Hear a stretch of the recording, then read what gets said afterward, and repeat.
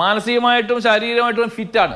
Govindaswamy escape ആയി എന്ന് പറഞ്ഞപ്പോൾ ആ ഒരു ഭീകരാവസ്ഥ എനിക്ക് വ്യക്തമായിട്ട് അറിയാം. കുറ്റകൃത്യങ്ങൾ ചെയ്യാൻ വേണ്ടി മാത്രമാണ് അവൻ ജയിൽ ചാടുന്നത്. ജയിൽ ചാടി ഇതുപോലെ സ്ത്രീകളെയും പെൺകുട്ടികളെയും ചെറിയ ആൺകുട്ടികളെയൊക്കെ ഉപദ്രവിച്ച് അവരെ കവർച്ച നടത്തി അവരെ ഇതേമാതിരിക്ക് ലൈംഗികമായി ഉപദ്രവിച്ചതിന് ശേഷം കൊലപ്പെടുത്തുന്നതിനും അതുപോലുള്ള കുറ്റകൃത്യങ്ങളിൽ ഏർപ്പെടുന്നതിനും മാത്രമായിട്ടാണ് അവൻ ജയിൽ ചാടുന്നത്. മറ്റൊരു ആവശ്യം ഗോവിന്ദസ്വാമിക്കില്ല. ഇത്രയും മികച്ച പ്ലാനിങ് അതൊക്കെ ഒറ്റയ്ക്ക് നടത്താൻ കഴിയുമെന്ന് വിചാരിക്കുന്നുണ്ടോ? തീർച്ചയായിട്ടും അവൻ ഒറ്റയ്ക്ക് നടത്തും.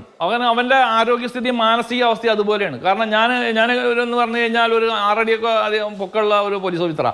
എന്നെ പോലെ തന്നെ ശരീരപ്രകൃതിയുള്ള 3-4 പോലീസ് ഓഫീസർമാര് അവൻ അറസ്റ്റ് ചെയ്ത സമയത്ത് അവന്റെ മറ്റേ കൈ പിടിച്ച് ഞങ്ങളൊന്ന് ഒതുക്കാൻ വേണ്ടി ശ്രമിച്ചപ്പോൾ നടന്നിട്ടില്ല.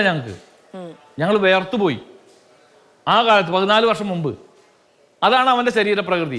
മാനസികമായിട്ടും ശാരീരികമായിട്ടും ഫിറ്റാണ്. ആ കുറ്റകൃത്യം ചെയ്തതിനെ കുറിച്ച് അവന് യാതൊരു കുറ്റബോധവുമില്ല. പൊട്ടൻസി പരിശോധന നടത്തിയ ഡോക്ടറോട് പറഞ്ഞത് അവൻ ആഴ്ചയിൽ 1-2 പ്രാവശ്യം ഏതെങ്കിലും ഒരു പെൺകുട്ടിയെ അല്ലെങ്കിൽ ഒരു പുരുഷനെ ഭോഗിക്കണം, മദ്യം കഴിക്കണം, മയക്കുമരുന്ന് ഉപയോഗിക്കണം, നല്ല ഭക്ഷണം കഴിക്കണം. ബിരിയാണി കിട്ടാത്ത കാര്യത്തിന് ജയിലിലെ ക്യാമറകളൊക്കെ അടിച്ചു തകർത്തതിന് അവൻ്റെ പേരിൽ ഒരു PDPP ആക്ട് കേസെടുത്തിട്ട് ആ കേസിൽ അവനെ കൺവിഷൻ ആയതാണ്. അതാണ് അവൻ്റെ സ്വഭാവം. അപ്പോൾ അവൻ ഈ കുറ്റകൃത്യം ചെയ്യും. ഇത് ചെയ്യാൻ അവന് ചാടാൻ ആരുടെയും സഹായം വേണ്ട എന്നുള്ളതാണ് എൻ്റെ അഭിപ്രായം. എന്തായാലും ദൈവത്തിന് നന്ദി. അവനെ പിടിക്കപ്പെട്ടതിൽ ആ പിടിക്കപ്പെട്ട പോലീസുകാർക്കും നാട്ടുകാർക്കും ഞാൻ നന്ദി അറിയിക്കുകയാണ്.